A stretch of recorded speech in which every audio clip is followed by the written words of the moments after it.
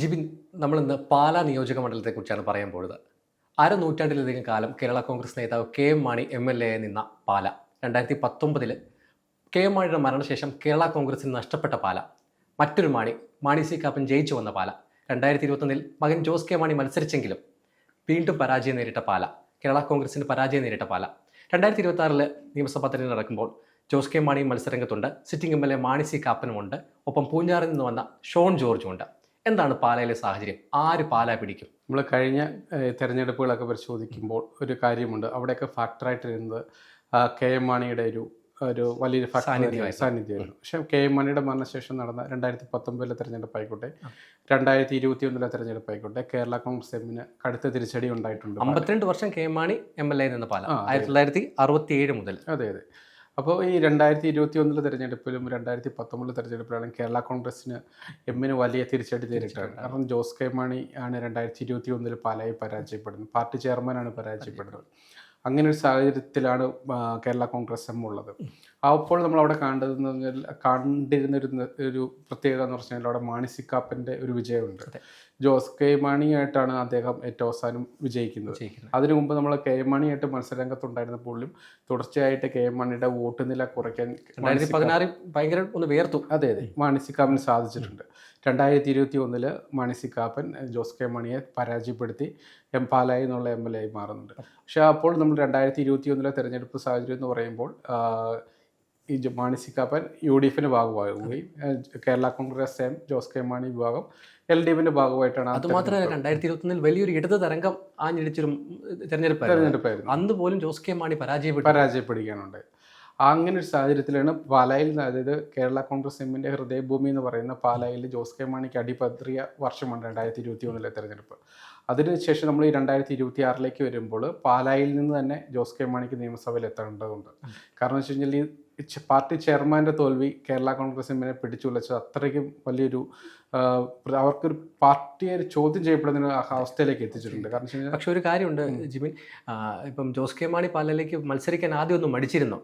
അതിൽ Roshy Augustine Jose K മാണിയെ പാലയിലേക്ക് നിരന്തരമായിട്ട് ശുപാർശ ചെയ്തിട്ടുണ്ടെങ്കിലും ജോസ് കെ മാണിക്ക് ആദ്യം ഒരു മടിയുണ്ടായിരുന്നു. അവസാനമാണ് ഈ പാലയിലേക്ക് മത്സരിക്കാൻ ജോസ് കെ മാണി സന്നദ്ധനാവുന്നതും മത്സരരംഗത്ത് കടന്നു വരുന്നതും. അതെ, ഇപ്പോൾ ദീപു പറഞ്ഞ പോലെ തന്നെ ജോസ് കെ മാണിക്ക് പാലയിൽ ആദ്യഘട്ടത്തിൽ മത്സരിക്കാൻ ഒരു മടിയുണ്ടായിരുന്നു. അദ്ദേഹത്തിൻ്റെ ഭാര്യയായിട്ടുള്ള നിഷേനെ മത്സരിപ്പിക്കാമെന്നൊരു വാദമൊക്കെ അവിടെ ഉണ്ടായിരുന്നു. പകരം ജോസ് കെ മാണി കടുത്തുരുത്തിയിലേക്ക് പോകും എന്നുള്ളൊരായിരുന്നു ആ സമയത്ത് കേട്ടിരുന്ന വാദം. കടുത്തുരുത്തി കേരള കോൺഗ്രസ് എമ്മിൻ്റെ ഒരു മികച്ച ഒരു മണ്ഡലമാണ്. അവിടെ അവരുടെ രാഷ്ട്രീയ അടിത്തറ സ്ട്രോങ് ആണെന്നാണ് അവർ കേരള കോൺഗ്രസ് എം അവകാശപ്പെടുന്നത്. പക്ഷെ അങ്ങനെയൊന്നും ഉണ്ടായില്ല. സ്വാഭാവികമായിട്ടും പാലായിൽ തന്നെ കേരള കോൺഗ്രസ് എമ്മിൻ്റെ ഏറ്റവും ശക്തി കേന്ദ്രമായെന്ന് പറയപ്പെടുന്ന പാലായിൽ തന്നെ ജോസ് കെ മാണി 2026 നിയമസഭാ തെരഞ്ഞെടുപ്പിനെ അഭിമുഖീകരിക്കണം. പക്ഷെ നമ്മൾ കാണേണ്ട ഒരു പ്രധാന കാര്യം എന്ന് പറയുന്നത് ഈ പൂഞ്ഞാറിൽ നിന്ന് PC ജോർജിൻ്റെ മകനായ ഷോൺ ജോർജ് പാലായിലേക്ക് മത്സരത്തേക്ക് എത്തുന്നു എന്ന് പറയുന്നത് അത് ത്രികോണ മത്സരമാണ്. അത് NDAയുടെ ഭാഗമായിട്ടുള്ള സ്ഥാനാർത്ഥിയായിട്ടാണ് ഷോൺ വരുന്നത്. ഷോണിനെ പാലക്കാർക്ക് ആർക്കും അറിയാത്തില്ലാത്തൊരു സ്ഥാനാർത്ഥിയല്ല. എല്ലാവർക്കും മാണി സി കാപ്പനെ പോലെയും ജോസ് കെ മാണിയെ പോലെയും എല്ലാവർക്കും അറിയാവുന്ന ഒരു കാൻഡിഡേറ്റ് ആണ് ഷോൺ ജോർജ്. കാരണം ഈ PC ജോർജിന്റെ ഒരു പാരമ്പര്യമുണ്ട്. PC ജോർജിന്റെ കേരള കോൺഗ്രസ് പാരമ്പര്യമുണ്ട്. ആ പാരമ്പര്യം തന്നെയാണ് ഷോൺ ജോർജിലൂടെയും പാലായിലോട്ട് എത്താൻ പോകുന്നത്. ഒപ്പം 3 നേതാക്കളും മാണി സി കാപ്പനാണെങ്കിലും ജോസ് കെ മാണി ആണെങ്കിലും ഷോണും ആണെങ്കിലും ക്രൈസ്തവ വിഭാഗത്തിൽപ്പെടും. അപ്പോൾ ഈ വോട്ട് നമ്മളിപ്പം പറയുമ്പോൾ പാലായിലെ വോട്ട് ക്രൈസ്തവ വോട്ടുകൾ നിർണായകമാണെന്ന് പറയും. പക്ഷെ ആ ഒരു നിർണായകം പാലായിൽ എൻ്റെ ഒരു വ്യക്തിപരമായ അഭിപ്രായത്തിൽ ക്രൈസ്തവ വോട്ടുകളുടെ നിർണായകം എന്ന് പറയാൻ പറ്റില്ല. കാരണം വെച്ച് കഴിഞ്ഞാൽ അങ്ങനെ ഒരു വിഭാഗത്തെ നോക്കി പാലായിൽ ആരും ഇങ്ങനെ വോട്ട് ചെയ്തിട്ടില്ല. ഈ വോട്ട് പണ്ട് നമ്മൾ പറയുന്നത് മാണി സി കാപ്പൻ്റെ കാര്യമാണെങ്കിലും അല്ലെങ്കിൽ അതിന് മുമ്പുണ്ട് കെ എം മാണിയുടെ കാര്യമാണെന്ന് നോക്കിയാൽ കെ എം മാണിക്ക് ആ വ്യക്തി എന്ന നിലയിൽ അദ്ദേഹത്തിന് വോട്ട് ലഭിച്ചിട്ടുണ്ട്. മാണി സാർ എന്നുള്ളൊരു വികാരം പാലായിലും പാലാ മണ്ഡലത്തിലും എക്കാലത്തും ഉണ്ട്. ആ വികാരം ഏറെക്കുറെ നമുക്ക് ഇപ്പോഴും അവകാശപ്പെടാൻ പറ്റും. അല്ല ഉണ്ടായി എന്ന് തന്നെ നമുക്ക് പരോക്ഷമായിട്ട് ഉണ്ടെന്ന് തന്നെ പറയാം. പക്ഷേ ഈ ഷോൺ വന്നതോടെ ആണ് ഈ തവണ മത്സരം മുറുകുന്നൊരു സാഹചര്യം ഉണ്ടായത്. മാണി സി കാപ്പൻ ഈ തവണ മത്സരരംഗത്തുണ്ടെങ്കിലും ഷോൺ ഒരു ശക്തമായ വെല്ലുവിളിയാണ് പാലായിയാണ്. കാരണം വെച്ചാൽ ഷോണിൻ്റെ രാഷ്ട്രീയ പാരമ്പര്യം വളരെ കുറവാണെങ്കിലും നമുക്ക് ഇവരെ കമ്പയർ ചെയ്യുമ്പോൾ അത്ര മോശമൊന്നുമല്ല. പക്ഷേ ഈ PC ജോർജ് എന്നുള്ളൊരു വ്യക്തിയുടെ ഒരു ഇൻഫ്ലുവൻസ് ഉണ്ട് പാലായിൽ എപ്പോഴും. അദ്ദേഹം ഈ സഭയുമായിട്ടൊക്കെ ബന്ധപ്പെട്ട് നിൽക്കുന്ന ആളാണ്. പ്രത്യേകിച്ച് ഇപ്പോൾ നിലവിൽ അദ്ദേഹത്തിൻ്റെ രാഷ്ട്രീയം BJP രാഷ്ട്രീയമാണ്, NDA രാഷ്ട്രീയമാണ്.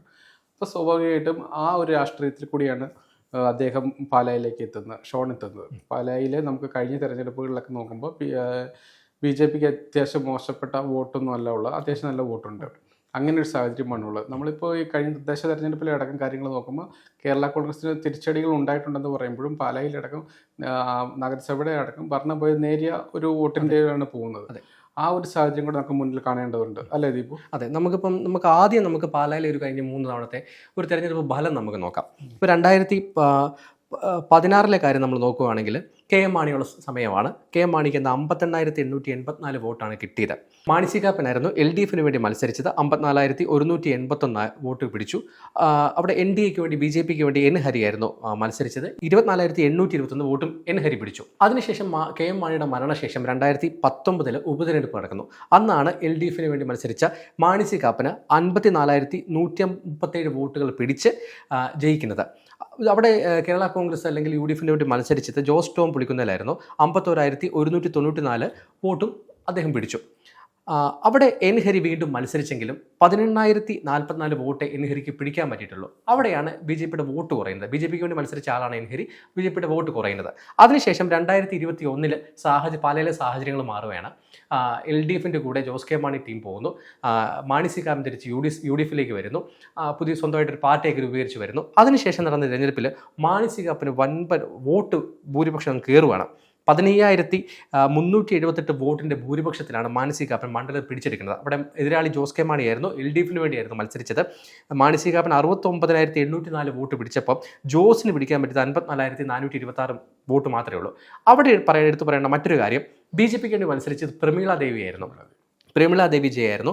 10,869 വോട്ട് മാത്രമേ പ്രമീള ദേവിക്ക് കിട്ടിയുള്ളൂ. 18,000 വോട്ട് ഉണ്ടായിരുന്നു. നേരത്തെ 24,000 സംതിങ് വോട്ട് ഉള്ളതായിരുന്നു. അവിടെ അത് 10,000 കുറഞ്ഞു. ആ വോട്ട് മൊത്തം മാണി സി കാപ്പനിലേക്ക് പോകുന്ന കാഴ്ചയാണ്, അല്ലെങ്കിൽ സ്പ്ലിറ്റ് ചെയ്യുന്നൊരു കാഴ്ചയാണ് നമ്മളവിടെ കണ്ടത്. അങ്ങനെ ഒരു സാഹചര്യമാണ് പാലായിലെ ഈ നിയമസഭാ തെരഞ്ഞെടുപ്പിലുണ്ടായ സാഹചര്യം. അതിനുശേഷമാണ് പിന്നീട് ലോക്സഭാ തെരഞ്ഞെടുപ്പ് നടക്കുന്നു. അപ്പം ലോക്സഭാ തെരഞ്ഞെടുപ്പ് 2024 ലോക്സഭാ തെരഞ്ഞെടുപ്പിന് സമയം പറയുവാണെങ്കിൽ അവിടെ പാലായിൽ കേരള കോൺഗ്രസ് എമ്മിന് കോട്ടയത്ത് ഒരു MP ഉണ്ടായിരുന്നു, തോമസ് ചാഴികാടനായിരുന്നു MP. അവർക്ക് ആ ഒരു സാഹചര്യം കൂടെ 2024 നഷ്ടപ്പെടുകയാണ്. അവിടെ Francis George, Kerala Congress PJ Joseph വിഭാഗത്തിൻ്റെ നേതാവ് ഫ്രാൻസിസ് ജോർജ് കോട്ടയത്ത് നിന്ന് ജയിച്ച് കയറുകയാണ്. അവിടെ പാലായിൽ ഫ്രാൻസിസ് ജോർജിന് പാലാ നിയമസഭാ മണ്ഡലത്തിൽ കിട്ടിയ വോട്ട് എന്ന് പറയുന്നത് 52,295 വോട്ടായിരുന്നു. അതോടൊപ്പം തന്നെ തോമസ് ചാഴികാടൻ വീണ്ടും മത്സരിച്ചെങ്കിലും അദ്ദേഹത്തിന് പാലാ നിയോജക മണ്ഡലത്തിൽ കിട്ടിയത് 38,830 വോട്ട് ആയിരുന്നു. അതോടൊപ്പം തന്നെ അതിന് വീണ്ടും വോട്ട് കുറയുകയാണ് ചെയ്തത്. കേരള കോൺഗ്രസ് എമ്മിൻ്റെ വോട്ട് കുറയുകയാണ് ചെയ്തത്. അതോടൊപ്പം തന്നെ എടുത്തു പറയേണ്ട കാര്യം, തുഷാർ വെള്ളപ്പള്ളിയാണ് കോട്ടയം പാർലമെൻറ്റ് മണ്ഡലത്തിൽ മത്സരിച്ചത്. അവിടെ പാലാ നിയോജക മണ്ഡലത്തിൽ തുഷാർ പിടിച്ചത് 22,505 വോട്ട് തുഷാർ പിടിച്ചു. അപ്പോൾ BJPയുടെ വോട്ട് പിന്നെ ആ 10,000 പ്രമീളാദേവി മത്സരിച്ച സ്ഥാനത്ത് 10,000 വോട്ട് കിട്ടിയ സ്ഥാനത്ത് അത് വീണ്ടും 22,000 കൂടിയിട്ടുണ്ട്. അങ്ങനെ ഒരു സാഹചര്യമാണ് ഇപ്പോൾ പാലായിലുള്ളത്. ആ ഒരു സാഹചര്യത്തിലേക്കാണ് ഇപ്പം വീണ്ടും ഒരു 2026 മത്സരം നടക്കുന്നത്. അവിടെ ഷോൺ ജോർജ് BJP സ്ഥാനാർത്ഥിക്ക് എത്തുന്നത്. ജിബിൻ, ഇനിയിപ്പം നമ്മൾ അടുത്തായിട്ട് പറയാൻ പോകുന്നത് നമുക്കിതിൻ്റെ തദ്ദേശ തെരഞ്ഞെടുപ്പ് കണക്ക് കൂടെ നോക്കാം. അതിന് മുമ്പേ നമുക്ക് നോക്കുന്നത് ജോസ് കെ മാണിക്ക് പാലാ തെരഞ്ഞെടുപ്പ് നിർണായകമാണ്. എന്തുകൊണ്ടാണ് ജോസ് കെ മാണിക്ക് പാലയിലെ തെരഞ്ഞെടുപ്പ് നിർണായകമാകുന്നത്? നമ്മൾ കുറച്ച് മുമ്പ് പറഞ്ഞ പോലെ 2021 പരാജയം കേരള കോൺഗ്രസ് എമ്മിനെ വലിയ രീതിയിൽ തിരിച്ചടിച്ചിട്ടുണ്ട്. കാരണം എല്ലായിടത്തും അവരുടെ മുഖം രക്ഷിക്കേണ്ട ഒരു സാഹചര്യം ഉണ്ടായിട്ടുണ്ട്. പക്ഷേ ഈ 2021 അല്ല, 2026 നമ്മൾ നോക്കുമ്പോൾ 2026 അല്ലെങ്കിൽ കഴിഞ്ഞ തദ്ദേശ തെരഞ്ഞെടുപ്പിൽ കേരള കോൺഗ്രസ് എമ്മിന് തിരിച്ചടി ഉണ്ടായിട്ടുണ്ട്. വലിയ തോതിൽ വോട്ട് നിലയിലേക്കടക്കം അത് സംഭവിച്ചിട്ടുണ്ട്. പക്ഷെ നമ്മൾ നോക്കുമ്പോൾ ഇത്തവണ കേരള കോൺഗ്രസ് എമ്മിന് ജോസ് കെ മാണി വായിച്ച അത്യാവശ്യം നല്ല കോൺഫിഡൻസിലാണുള്ളത്. കാരണം ഷോൺ മത്സരരംഗത്തുണ്ട്, മാണി സി കാപ്പൻ മത്സരരംഗത്തുണ്ട്. അവിടെ ഈ മാണി സി കാപ്പൻ എന്നുള്ളൊരു വ്യക്തി പലപ്പോഴും ചിത്രത്തിൽ നിന്ന് മാറിപ്പോകുന്നൊരു കാഴ്ച കാണുന്നുണ്ട്. പലപ്പോഴും ഇവിടെ ഒരു എതിരാളിയായിട്ട് വരുന്നത് സ്വാഭാവികമായിട്ട് ഷോണായിട്ട് വരുന്നുണ്ട്. നമ്മൾ കേരള കോൺഗ്രസിൻ്റെ കാര്യം പറയാം. കേരള കോൺഗ്രസിന് ഈ ജോസ് കെ മാണിയുടെ നമ്മൾ മുമ്പ് കുറച്ച് മുമ്പ് പറഞ്ഞ പോലെ പാലായിൽ മത്സരിക്കുമോ ഇല്ലയോ എന്നുള്ള കാര്യത്തിൽ അവ്യക്തത ഉണ്ടായിരുന്നു. അവസാന നിമിഷമാണ് ജോസ് കെ മാണിയുടെ സ്ഥാനാർത്ഥിത്വം ഏറെക്കുറെ തീരുമാനം ഉണ്ടായത്. അതോടൊപ്പം തന്നെ ഈ കേരള കോൺഗ്രസ് എം UDFിലേക്ക് പോകുന്നുള്ള അഭ്യൂഹം ഉണ്ടായിരുന്നു. അതായത് നമ്മൾ പാലായിൽ മാണി സി കാപ്പൻ സീറ്റ് നേരത്തെ തന്നെ ഉറപ്പിച്ചിരുന്നു. ഷോൺ ജോർജ് ഏറെക്കുറെ ഉണ്ടാകുമെന്ന് സജീവമായിരുന്നു. സ്ഥാനാർത്ഥി പ്രഖ്യാപിക്കുന്നതിന് മുമ്പ് തന്നെ ഷോൺ സജീവമായിരുന്നു, മാണി സി കാപ്പനും സജീവമായിരുന്നു. പക്ഷേ ഈ ജോസ് കെ മാണിയുടെ കാര്യത്തിൽ മാത്രമാണ് ഒരു അവ്യക്തത ഉണ്ടായിരുന്നത്. അവസാന നിമിഷമാണ് പാലായിൽ ജോസ് മത്സരിക്കാനുള്ള തീരുമാനം ഉണ്ടായത്. പാല പിടിച്ചെടുക്കുക, പാലായിൽ നിന്ന് തന്നെ മത്സരിച്ച് ജയിക്കുക എന്നുള്ളൊരു തീരുമാനമായിരുന്നു കേരള കോൺഗ്രസ് അവസാനമായിട്ട് എടുത്തത്. കാരണം പാലായിൽ നിന്ന് മത്സരിച്ച് വിജയിച്ചു കഴിഞ്ഞാൽ, മത്സരിച്ച് MLA ആയി കഴിഞ്ഞ് കഴിഞ്ഞാൽ പാർട്ടിക്ക് പഴയ ഒരു പ്രതാപത്തിലേക്ക് അല്ലെങ്കിൽ സ്വാധീനം കൂട്ടാൻ പറ്റുമെന്നൊരു ഉറച്ച വിശ്വാസം. നിലവിലെ 5 MLA കേരള കോൺഗ്രസ് എമ്മിന് ഉണ്ടെങ്കിലും പാല ഇല്ലാത്തത്, പാലായും കടുത്തുരുത്തിയും പോയത് അവർക്ക് വലിയൊരു തിരിച്ചടിയാണ്. പ്രത്യേകിച്ച് പാലായിൽ തോറ്റ ജോസ് കെ മാണിയാണ്, പാർട്ടി ചെയർമാനാണ് തോറ്റത്. അപ്പൊ ഈ തവണ അവർക്ക് ജയിക്കാതിരിക്കാൻ ഒരു നിവൃത്തിയില്ല, ജയിച്ചേ മതിയാവുള്ളൂ. ജയിച്ചില്ലെങ്കിൽ സംഭവിക്കാൻ പോകുന്ന എന്തൊക്കെയായിരിക്കും? പാലയിൽ ഇത്തവണയും കൊണ്ട് ജയിച്ചില്ലെങ്കിൽ സ്വാഭാവികമായിട്ടും ജോസ് കെ മാണി ജയിച്ചില്ലെങ്കിൽ സ്വാഭാവികമായിട്ടും UDFിലേക്ക് പോകുന്നതിനെ കുറിച്ചൊരു ചർച്ച പാർട്ടിയിൽ വീണ്ടും സജീവമാവും. അത് തുറന്നൊരു ചർച്ചകളിലേക്ക് കാര്യങ്ങൾ പോകും, കാര്യങ്ങളിൽ അതിലേക്ക് എത്തുക തന്നെ ചെയ്യും. കാരണം ജോസ് കെ മാണിയുടെ ആഗ്രഹം എന്ന് പറഞ്ഞു കഴിഞ്ഞാൽ ഒരു രാജ്യസഭ ഒരു MP സ്ഥാനം അല്ല, അദ്ദേഹത്തിന് സംസ്ഥാന രാഷ്ട്രീയത്തിൽ നിൽക്കുക എന്നുള്ളതാണ്. അടുത്ത് ഇപ്പം UDFിലായിരുന്നെങ്കിൽ, ഇപ്പം അല്ലെങ്കിൽ LDFിലാണെങ്കിൽ, ഇപ്പം ജോസ് ജയിച്ചു കഴിഞ്ഞാൽ LDFിൽ ഭരണം കിട്ടുവാണെങ്കിൽ അടുത്ത മന്ത്രിയാന്ന് റോഷി അഗസ്റ്റിൻ പറഞ്ഞിട്ടുണ്ട്. അവിടെ തർക്കം ഒഴിവായി. ആ തർക്കം ഒഴിവായി. ഇപ്പൊ കഴിഞ്ഞ 2021 തെരഞ്ഞെടുപ്പിൽ പോലും ജോസ് കെ മാണി ജയിച്ചിരുന്നെങ്കിൽ മന്ത്രിസ്ഥാനം കിട്ടേണ്ടത് ജോസിനായിരുന്നു. പക്ഷെ അന്ന് അദ്ദേഹം തോക്കുകയും റോഷി ജയിക്കുകയും ചെയ്തുകൊണ്ടാണ് മന്ത്രിസ്ഥാനം റോഷിയിലേക്ക് എത്തിയത്. അങ്ങനെ റോഷി ഒരു സുപ്രീം പവറായി ജോസിനൊപ്പം തന്നെ എത്തിയിട്ടുണ്ട്. ആ ഒരു സാഹചര്യം ഉണ്ട്, ആ വലിയൊരു സാഹചര്യമാണ്. അപ്പോൾ ജോസ് തവണ ജയിച്ചു കഴിഞ്ഞാൽ താൻ തന്നെയാണ് ലാസ്റ്റ് വാക്കെന്ന് തെളിയിക്കാൻ അദ്ദേഹത്തിന് വെക്കും. കാരണം മറുവശത്ത് നമ്മൾ റോഷിയുടെ കാര്യത്തിൽ വലിയ വെല്ലുവിളികളൊന്നുമില്ല, അദ്ദേഹം ജയിച്ചു കയറും എന്ന് ഏറെക്കുറെ എല്ലാവർക്കും അറിയാം. ഇപ്പോൾ ജോസ് കെ മാണിയുടെ കാര്യത്തിൽ മാത്രമാണ് എപ്പോഴും ഒരു സസ്പെൻസ് നിലനിൽക്കുന്നത്. പക്ഷേ 2026 തെരഞ്ഞെടുപ്പിലേക്ക് വരുമ്പോൾ ജോസിന് വലിയൊരു മേൽക്കോയ്മ ഇത്തവണ അവകാശപ്പെടാനാവും. അതിനൊരു മെയിൻ റീസൺ എന്ന് പറയുമ്പോൾ ഈ അദ്ദേഹത്തെ കഴിഞ്ഞ തെരഞ്ഞെടുപ്പിൽ അദ്ദേഹത്തിന് എതിരാളിയായിട്ടുണ്ടായിരുന്ന മാണി സി കാപ്പന് ഇത്തവണ ഒരു പഴയ ഒരു ഇതില്ല, ഒരു ഉന്മേഷം, ആക്റ്റീവ് അല്ല എന്നൊരു പരാതിയുണ്ട്. അതായത് വോട്ടർമാരുടെ ഇടയിൽ തന്നെയാണ് ആ ഒരു അങ്ങനെയുള്ള സംസാരം കൂടുതൽ. അതിപ്പോൾ നമ്മൾ മാണി സി കാപ്പൻ്റെ കാര്യം തന്നെ, മാണി സി കാപ്പൻ പറഞ്ഞു, ഞാൻ ഇത്തവണയും കൂടെ മത്സരിക്കാനുള്ളൂ, അടുത്ത ഈ 5 വർഷം കഴിയുമ്പോഴത്തേക്ക് വിരമിക്കാനുള്ള പ്ലാനാണ്, ചെറുപ്പക്കാർ വരട്ടെ എന്നാണ് പറയുന്നത്. അവിടെ ചെറുപ്പക്കാരെന്നുള്ള വാക്ക് നമ്മൾ നോട്ട് ചെയ്തിട്ടുണ്ട്. അപ്പോൾ ചെറുപ്പക്കാർ വരട്ടെ എന്നാണ് പറയുന്നത്. അപ്പോൾ നമ്മളറിയാം, പ്രത്യേകിച്ച് നാമനിർദ്ദേശ പത്രിക സമർപ്പിക്കാൻ പോയ സമയത്ത് മാണി സി കാപ്പൻ ഷോണിന്റെ തലയിൽ കൈവച്ച് അനുഗ്രഹിച്ച ഒരു ചിത്രമൊക്കെ ഉണ്ട്. അപ്പോൾ അങ്ങനെ ഒരു സപ്പോർട്ടൊക്കെ നേരത്തെ ഇപ്പോൾ PC ജോർജ് തന്നെ മുമ്പ് പറഞ്ഞിട്ടുണ്ട്. PC ജോർജ് 2021 തെരഞ്ഞെടുപ്പിൽ മാണി സി കാപ്പന്, PC ജോർജ് അന്ന് അത് ജനപക്ഷത്തിന്റെ നേതാവായിട്ടായിരുന്നു നിന്നത്. അന്ന് PC ജോർജിന്റെ പിന്തുണ ഇയാൾക്ക് കൊടുത്തിരുന്നു, മാണി സി കാപ്പന് കൊടുത്തിരുന്നു പറയുന്നുണ്ട്. ഷോൺ ജോർജൊക്കെ ഇവർക്കൊപ്പമായിരുന്നു പറയുന്നുണ്ട്. അപ്പോൾ അതിനുശേഷമാണ് അങ്ങനെ PC ജോർജ് ഇവരുടെ സപ്പോർട്ടൊന്നുമില്ല പ്രത്യേകിച്ച്. അങ്ങനെ ഒറ്റയ്ക്ക് പിന്നീട് വീണ്ടും ഒരു മത്സരം വരുന്നത്. അങ്ങനെ ഇപ്പോൾ പറയുന്നത് പുള്ളി ഈ തവണയും കൂടെ മത്സരിച്ച് നിർത്താനുള്ള ഒരു പ്ലാനാണെന്ന് പറയുന്നത്. അതോടൊപ്പം തന്നെ മണ്ഡലത്തിൽ വികസന കാര്യങ്ങളും പ്രധാനമായിട്ട് ചർച്ച ചെയ്യാറുണ്ട്. അപ്പം മാണി സി കാപ്പൻ പറയുന്ന ഒരു പരാതിയുണ്ട്. ഭരണപക്ഷത്തായിരുന്ന സമയത്ത്, LDFിൻ്റെ കൂടെ നിന്ന സമയത്ത് എനിക്ക് 2019 ജയിച്ചു കഴിഞ്ഞപ്പോഴത്തേക്ക് എനിക്ക് കുറേ കാര്യങ്ങളൊക്കെ ചെയ്യാൻ പറ്റിയെന്ന് പറയുന്നുണ്ട്. പക്ഷേ ഇത്തവണ ഭരണപക്ഷത്തല്ല, എനിക്ക് അതുകൊണ്ട് പ്രതിപക്ഷത്തായിരുന്ന സമയത്ത് ഒന്നും കിട്ടുന്നില്ലെന്ന് പറയുന്നത്. അതായത് എല്ലാം കേരള കോൺഗ്രസ് എമ്മിൻ്റെ ഇടപെട്ട് മുടക്കുന്ന സാഹചര്യം. അതായത് കാപ്പൻ പറയുന്നത് ഇങ്ങനെയാണ്. ഇപ്പോൾ കാപ്പൻ പറയുന്ന വികസന പാലായി ചെയ്ത കാര്യങ്ങൾ പറയുന്നത് ഇങ്ങനെയാണ്. ഭരണപക്ഷ MLA പ്രവർത്തിച്ച 1.5 വർഷത്തിനിടെ 162 കോടി രൂപയുടെ വികസന പദ്ധതികൾ പാലായി നടപ്പാക്കിയെന്നാണ് കാപ്പൻ പറയുന്നത്. പക്ഷേ തുടർന്നുള്ള 5 വർഷത്തെ പ്രതിപക്ഷത്തായിരിക്കുമ്പോഴത്തേക്കും നിരന്തരമായ രാഷ്ട്രീയ തടസ്സങ്ങൾക്കിടയിലും 82 കോടി രൂപയുടെ വികസന പ്രവർത്തനങ്ങൾ മുന്നോട്ട് കൊണ്ടുപോകാൻ കാപ്പന് കഴിഞ്ഞിട്ടുള്ളൂ. ഇതോടെ അങ്ങനെ ഒരു സാഹചര്യം കാപ്പൻ പറയുന്നുണ്ട്. എനിക്കൊന്നും പാലായി ചെയ്യാൻ പറ്റാത്തൊരു അവസ്ഥയാണെന്നാണ് കാപ്പൻ പറയുന്നത്.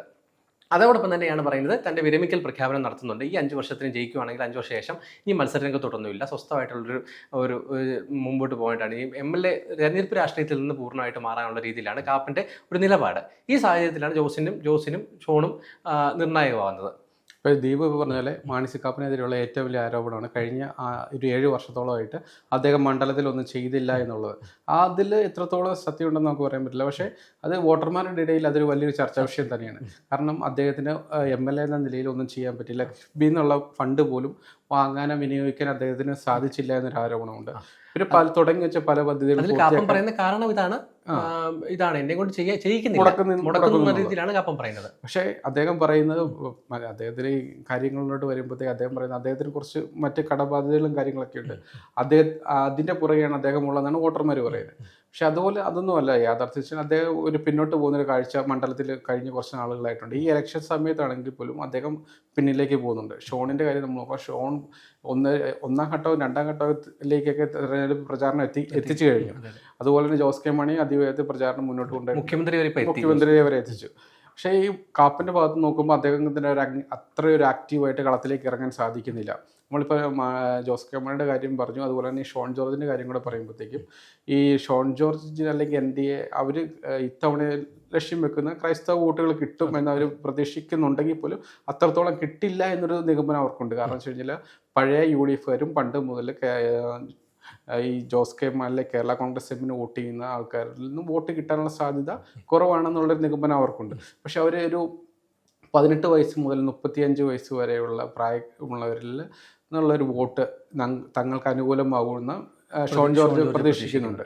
പക്ഷേ അപ്പോഴും അവർക്ക് ഈ പഴയ കേരള കോൺഗ്രസ് എം വോട്ടുകളും UDF വോട്ടുകളും കിട്ടില്ല എന്നുള്ളൊരു ധാരണ അവർക്കുണ്ട്. അത് അറിഞ്ഞിട്ട് തന്നെ ഈ കേന്ദ്രങ്ങളിൽ ശക്തമായ പ്രവർത്തനമാണ് അവർ നടത്തുന്നത്. പ്രത്യേകിച്ച് UDFിൻ്റെയും കോൺഗ്രസിനും സ്വാധീനമുള്ള മേഖലകളിൽ നല്ല തീവ്രമായ പ്രവർത്തനം നടത്തുന്നുണ്ട്, ആക്റ്റീവായിട്ട് പ്രവർത്തനം നടത്തുന്നുണ്ട്, നല്ല രീതിയിൽ പ്രചാരണം നടത്തുന്നുണ്ട്. കാരണം വെച്ച് കഴിഞ്ഞാൽ ഫ്ലെക്സ് ആയാലും പോസ്റ്ററുകളായാലും അങ്ങനെയുള്ള എല്ലാ രീതിയിലും നല്ലപോലെ പണം ഇറക്കിയുള്ള പ്രചാരണം നടത്തുന്നുണ്ട്. അവിടെ ഈ നമ്മൾ ഈ മാണിസിക്കാപ്പൻ്റെ കാര്യം പറയുകയാണെങ്കിൽ മാണിസിക്കാപ്പൻ വളരെ പുറകിലോട്ടാണ്. നമ്മൾ ഇത് ജോസ് കെ മാണി അല്ലെങ്കിൽ ഷോണുമായിട്ട് ഈ താരതമ്യം ചെയ്യുമ്പോൾ ഈ ഇത്തവണ കഴിഞ്ഞ 2021 തെരഞ്ഞെടുപ്പിൽ ആളുകൾക്കിടയിൽ ഒരു അനിശ്ചിതത്വം ഉണ്ടായിരുന്നു. കാരണം കേരള കോൺഗ്രസ് എം പെട്ടെന്ന് LDFിലേക്ക് പോയൊരു ഘട്ടമാണ്. അതിനുശേഷമാണ് നിയമസഭാ തെരഞ്ഞെടുപ്പ് വരുന്നത്. ആ ഘട്ടത്തിൽ ആർക്ക് വോട്ട് ചെയ്യണം എന്നൊരു ആളുകൾക്കൊരു തെറ്റിദ്ധാരണ ഉണ്ടായിരുന്നു. ആ സമയത്ത് ഒരു സഹതാപ തരംഗം മാണിസിക്കാപ്പന് കിട്ടിയിരുന്നു. കാരണം എന്ന് വെച്ചാൽ ജോസ് കെ മാണി വന്നപ്പോൾ തന്നെ അവിടുന്ന് മണ്ഡലത്തിൽ നിന്ന് മാറ്റി തനിക്ക് മറ്റു നിവൃത്തിയില്ലാതെ UDFിനൊപ്പം പോകേണ്ടി വന്നു. അങ്ങനെയാണ് താൻ പാലായും സ്ഥാനാർത്ഥിയായി വരുന്നത്. തന്നെ വിജയിപ്പിക്കണം എന്നുള്ളൊരു സഹതാപം അദ്ദേഹത്തിന് അവതരിപ്പിക്കാനും അത് വിജയിപ്പിക്കാനും പറ്റി. പക്ഷേ 2026 വരുമ്പോഴത്തേക്ക് ആ സഹതാപം അവിടെ ഇല്ല. ഈ UDFിനും കോൺഗ്രസിൽ നിന്ന് പോലും ഇപ്പം മാണിസിക്കാപ്പനെതിരെ വികാരമുണ്ട്. കാരണം ഇപ്പം ദീപ് മുമ്പ് പറഞ്ഞ പോലെ മണ്ഡലത്തിൽ കാര്യമായ വികസനം നടക്കുന്നില്ല എന്നുള്ള ആരോപണം തന്നെയാണ്. അത് ഈ തവണ 2021 കിട്ടിയ മാണിസിക്കാപ്പന് കിട്ടിയ ആ സഹതാപ തരംഗം ഈ തവണ അദ്ദേഹത്തിന് പൂർണ്ണമായിട്ടും കിട്ടില്ല. ചിലപ്പോൾ അവിടുന്ന് ഒരു നല്ലൊരു ശതമാനം ആ ഒരു സഹതാപവും അല്ല, സഹതാപം പോട്ടെ, പിന്നെ അത് ആ ഒരു തരംഗം ജോസ് കെ മാണിയിലേക്ക് എത്താൻ സാധ്യതയുണ്ട്. ഈ വോട്ട് ഈ തവണ സ്പ്ലിറ്റ് ആവുന്നുള്ള കാര്യത്തിൽ ഒരു സംശയം. അതോടൊപ്പം തന്നെ ഷോൺ ജോർജ് നല്ലപോലെ വോട്ട് പിടിക്കും. അതോടൊപ്പം തന്നെ 2021 തെരഞ്ഞെടുപ്പിൽ BJP NDAയുടെ വോട്ട് 10,000 കുറഞ്ഞായിരുന്നു. ആ വോട്ട് തിരിച്ച് BJPയിലേക്ക് വരാൻ പറ്റുവാണെങ്കിൽ കാപ്പന്റെ വോട്ട് പിന്നെയും കുറയും. അപ്പോൾ അങ്ങനെ ഒരു സാഹചര്യം കൂടെ നിലനിൽക്കുന്നുണ്ട്. അത് 2024 ലോക്സഭാ തെരഞ്ഞെടുപ്പിൽ BJPയുടെ പാലായിലെ വോട്ട് കൂടിയിട്ടുണ്ട്, 22,000 എത്തിയിട്ടുണ്ട്. അപ്പോൾ പഴയ ആ 2016 സാഹചര്യത്തിലേക്ക് എത്തിയിട്ടുണ്ട്. അതിലേക്കാണ് ഷോൺ കടന്നു വരുന്നത്. അവിടെ ഷോണിന് കൂടുതൽ ഇനി ക്രൈസ്തവ വോട്ടുകൾ അല്ലെങ്കിൽ മറ്റു വോട്ടുകളോട് പിടിക്കാൻ പറ്റുമെന്നാണ് നമ്മൾ നോക്കുന്നത്. അത് ആരെയായിരിക്കും ബാധിക്കുന്നതായിരിക്കും നമ്മൾ ഇനിയിപ്പോൾ കണ്ടറിയേണ്ടത്. ഇനിയിപ്പോൾ അടുത്ത ഘട്ടത്തിലേക്ക് നമ്മൾ കടക്കുകയാണെങ്കിൽ പാലായിലെ ലോക്കൽ തദ്ദേശ സ്ഥാപനങ്ങളുണ്ട്. അതിൽ എടുത്തു പറയേണ്ടത് പാലാ നഗരസഭയാണ്. പാലാ നഗരസഭയുടെ ഭരണം കേരള കോൺഗ്രസ് എമ്മിന് നഷ്ടപ്പെട്ട സാഹചര്യമാണ് നിലവിലുള്ളത്. 2021 ലോക്കൽ ബോഡി ഇലക്ഷനിൽ പാലാ നഗരസഭയിൽ കേരള കോൺഗ്രസ് കൂടുതൽ സീറ്റുകൾ അല്ലെങ്കിൽ കൂടുതൽ വാർഡുകളിൽ വിജയിച്ചെങ്കിലും പക്ഷേ ഭരണം നഷ്ടപ്പെടുന്ന കേരള കോൺഗ്രസ് അല്ലെങ്കിൽ LDF കൂടുതൽ വാർഡുകളിൽ വിജയിച്ചെങ്കിലും ഭരണം നഷ്ടപ്പെടുന്ന ഒരു സാഹചര്യമാണ് ഉണ്ടായത്. അത് കേരള കോൺഗ്രസ് എമ്മിന് വലിയൊരു തിരിച്ചടിയാണ് ഉണ്ടായത്. ഇപ്പം പാലാ നഗരസഭയിൽ പാലാ മണ്ഡലത്തിൻ്റെ കീഴിലുള്ള വാർഡുകൾ നമ്മൾ പരിശോധിക്കുകയാണെങ്കിൽ അപ്പം 13 തദ്ദേശ സ്ഥാപനങ്ങളാണ് പാലയുടെ മണ്ഡലത്തിൻ്റെ പരിധിയിലുള്ളത്. അത് നമ്മൾ പാലാ നഗരസഭ ഒന്ന് അതിനെക്കുറിച്ച് പറഞ്ഞു. LDF ആണ് അവിടെ. LDFിനാണ് കൂടുതൽ മെമ്പർമാരുള്ളത്. അവിടെ BJPക്ക് അക്കൗണ്ടൊന്നുമില്ല. BJPക്ക് ഒരു മെമ്പറും പാലാ നഗരസഭയിലില്ല. രണ്ടാമത്തെ കാര്യം പറയുകയാണ് ഭരണങ്ങാനം. ഭരണങ്ങാനത്ത് UDF ആണ് ഭരിക്കുന്നത്. അവിടെ BJPക്ക് 2 വാർഡുകളിൽ BJP മെമ്പർമാരുണ്ട്, 2 സീറ്റ് BJPക്കുണ്ട്. മൂന്നാമത് കടനാടാണ്. അവിടെയും UDF ആണ് ഭരിക്കുന്നത്. അവിടെ BJPക്ക് സീറ്റുകളൊന്നുമില്ല. നാലാമത് കരൂരാണ്. കരൂർ മണ്ഡലത്തിൽ LDFും UDFും ടൈറ്റായിട്ടാണ്, ഒരേപോലെയാണ് അവർ മെമ്പർമാരുടെ എണ്ണത്തിൽ ഒരേ നിലയിലാണ്. അതോടൊപ്പം തന്നെ കൊഴുവനാലാണ്. കൊഴുവനാൽ UDF ആണ് മേൽക്കൈയുള്ളത്. ഏറ്റവും കൂടുതൽ സീറ്റുള്ളത് UDFിനാണ്. അവിടെ BJPക്ക് സീറ്റില്ല. നാലാമത് മീനച്ചിൽ പഞ്ചായത്താണ്. മീനച്ചിൽ പഞ്ചായത്തിൽ UDF ആണ് മേൽക്കൈയുള്ളത്. ഏറ്റവും കൂടുതൽ സീറ്റുകളുള്ളത് UDFിനാണ്. 3 BJPക്ക് 3 സീറ്റും BJPക്കുണ്ട്. നാലാമത് മൂന്നിലമാണ്. മൂന്നിലവിലും UDF ആണ് കൂടുതൽ. അവിടെയും BJPക്ക് സീറ്റുകളില്ല. അഞ്ചാമത് മുത്തോലിയാണ്. മുത്തോലിയിൽ LDF ആണ് ഇപ്പോൾ ഭരിക്കുന്നത്. അവിടെ BJPക്ക് 2 സീറ്റേ ഉള്ളൂ. കാരണം അവിടുത്തെ ഒരു കണക്കെടുത്ത് പറയേണ്ടത് പാലാ മണ്ഡലത്തിൽ 2020 ലോക തദ്ദേശ തെരഞ്ഞെടുപ്പിൽ BJP പിടിച്ചെടുത്ത ഏക പഞ്ചായത്തായിരുന്നു, അല്ലെങ്കിൽ ഏക തദ്ദേശ സ്ഥാപനമായിരുന്നു, പാലാ നിയമസഭ മണ്ഡലത്തിന് കീഴിലുള്ള ഏക തദ്ദേശ സ്ഥാപനമായിരുന്നു മുത്തോലി.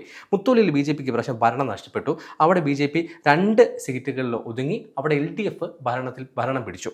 അപ്പോൾ അത് മുത്തോലിയെക്കുറിച്ച് എടുത്തു പറയേണ്ട ഒരു കാര്യമാണ്. ആ പഞ്ചായത്ത് BJPക്ക് നഷ്ടപ്പെടുകയാണ് ചെയ്തത്.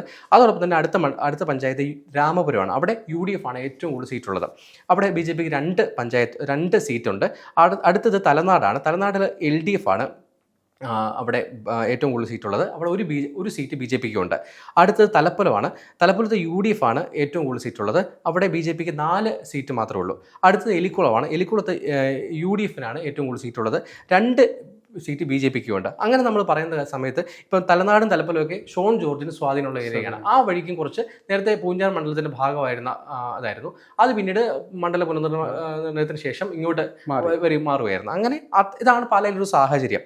അപ്പം നമുക്ക് മൊത്തത്തിൽ നോക്കുവാണെങ്കിൽ തന്നെ പാലായിൽ ഏകദേശം 2025 ഈ കഴിഞ്ഞ തദ്ദേശ തെരഞ്ഞെടുപ്പിൽ പാലായിൽ മൊത്തം ഏറ്റവും കൂടുതൽ ഭൂരിപക്ഷം ഉള്ളത്, ഏറ്റവും കൂടുതൽ വോട്ട് കിട്ടിയേക്കുന്നത് LDFന് തന്നെയാണ്. അവിടെ ഒരു സാധ്യതയുണ്ട്, LDFന് തന്നെയാണ്. 54,831 വോട്ടാണ് ആ തദ്ദേശ തെരഞ്ഞെടുപ്പിലെ വോട്ട്.